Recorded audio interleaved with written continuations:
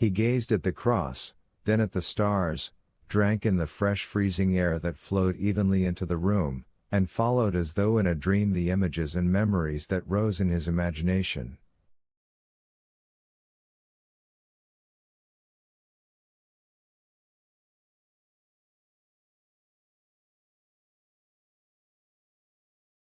At 4 o'clock he heard steps in the passage and peeped out at the door.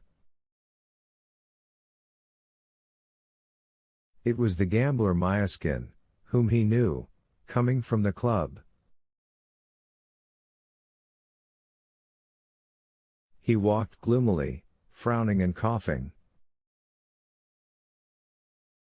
Poor, unlucky fellow, thought Levin, and tears came into his eyes from love and pity for this man.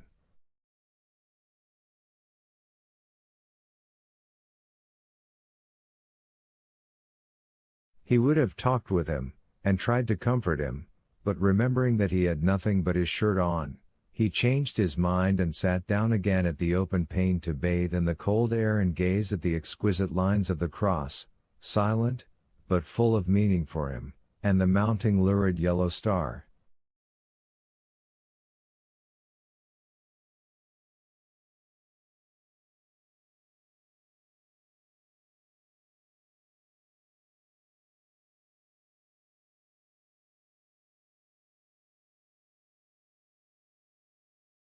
At 7 o'clock there was a noise of people polishing the floors, and bells ringing in some servants' department, and Levin felt that he was beginning to get frozen.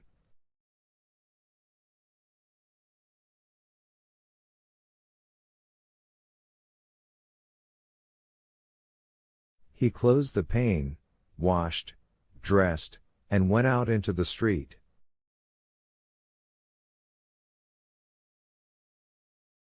Chapter 15.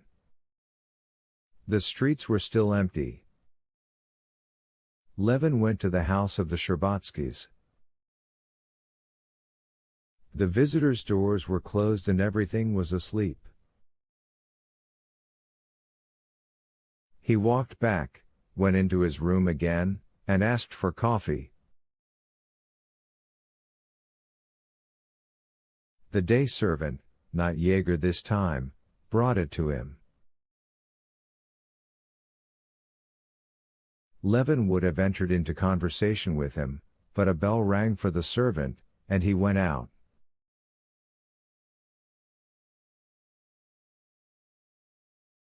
Levin tried to drink coffee and put some roll in his mouth, but his mouth was quite at a loss what to do with the roll.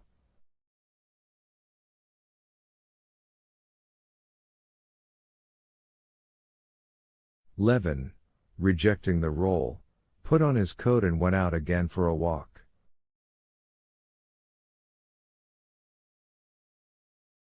It was 9 o'clock when he reached the Sherbatsky steps the second time. In the house they were only just up, and the cook came out to go marketing. He had to get through at least 2 hours more. All that night and morning Levin lived perfectly unconsciously, and felt perfectly lifted out of the conditions of material life.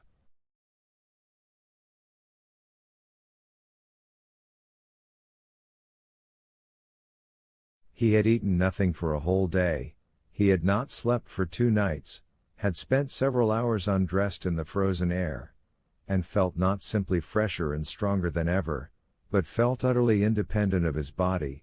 He moved without muscular effort, and felt as if he could do anything.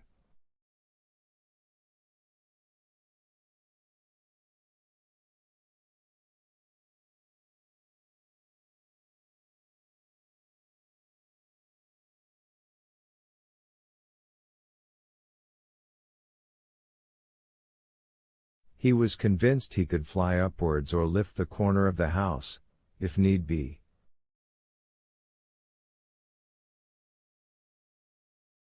He spent the remainder of the time in the street, incessantly looking at his watch and gazing about him.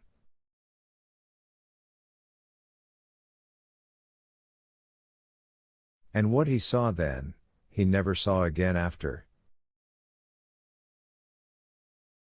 The children especially going to school, the bluish doves flying down from the roofs to the pavement, and the little loaves covered with flour, thrust out by an unseen hand, touched him.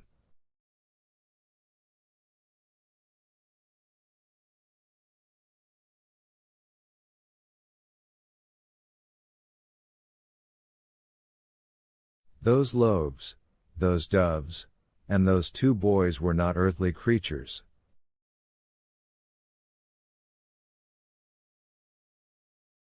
It all happened at the same time. A boy ran towards a dove and glanced smiling at Levin. The dove, with a whir of her wings, darted away, flashing in the sun, amid grains of snow that quivered in the air, while from a little window there came a smell of fresh baked bread, and the loaves were put out.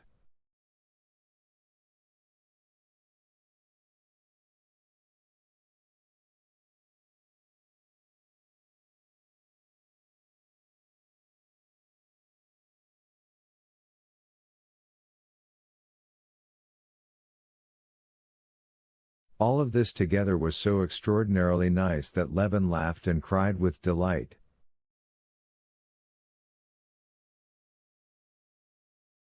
Going a long way round by Gazetny Place in Kislivka, he went back again to the hotel, and putting his watch before him, he sat down to wait for 12 o'clock.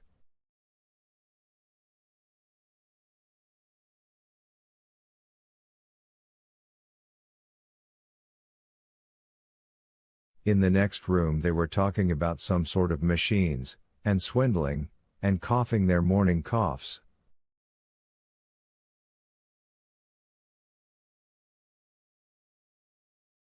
They did not realize that the hand was near 12. The hand reached it.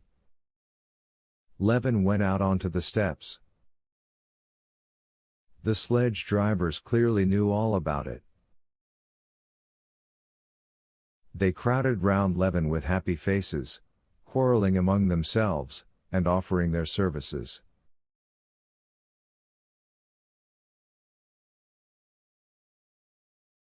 Trying not to offend the other sledge drivers, and promising to drive with them too, Levin took one and told him to drive to the Shtcherbatskys'.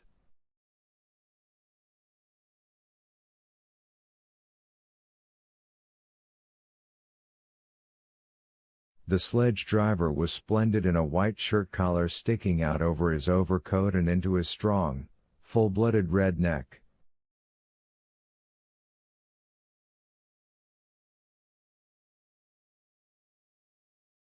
The sledge was high and comfortable, and altogether such a one as Levin never drove in after, and the horse was a good one, and tried to gallop but didn't seem to move.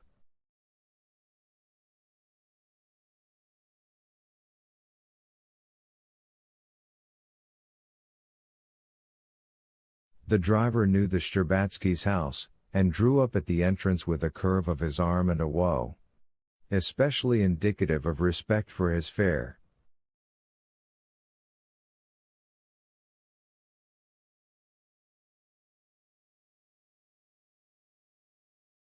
The Shtcherbatskys' hall porter certainly knew all about it. This was evident from the smile in his eyes and the way he said, "Well, it's a long while since you've been to see us, Konstantin Dmitrievich."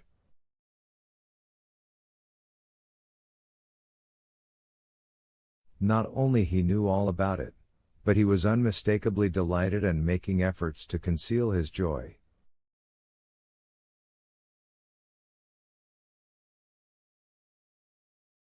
Looking into his kindly old eyes, Levin realized even something new in his happiness.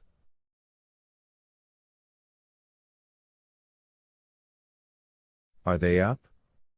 Pray walk in." "Leave it here," said he, smiling, as Levin would have come back to take his hat.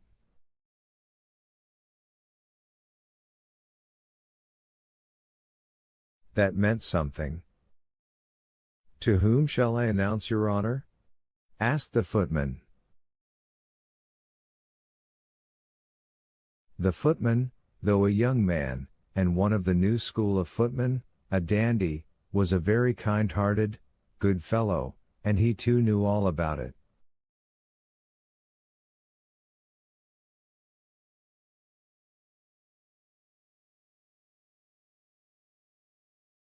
The princess day young princess said Levin.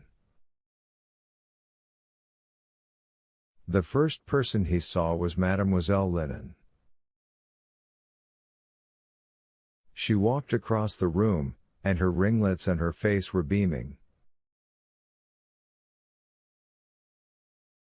He had only just spoken to her, when suddenly he heard the rustle of a skirt at the door, and Mademoiselle Linen vanished from Levin's eyes, and a joyful terror came over him at the nearness of his happiness.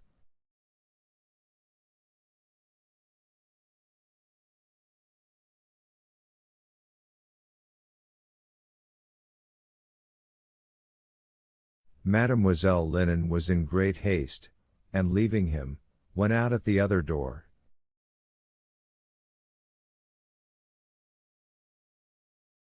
Directly she had gone out, swift light steps sounded on the parquet, and his bliss, his life, himself, what was best in himself, what he had so long sought and longed for, was so quickly approaching him.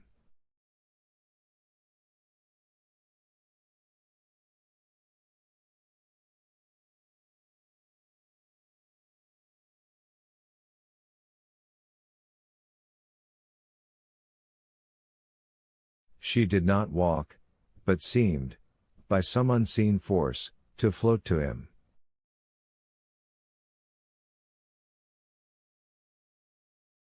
He saw nothing but her clear, truthful eyes, frightened by the same bliss of love that flooded his heart.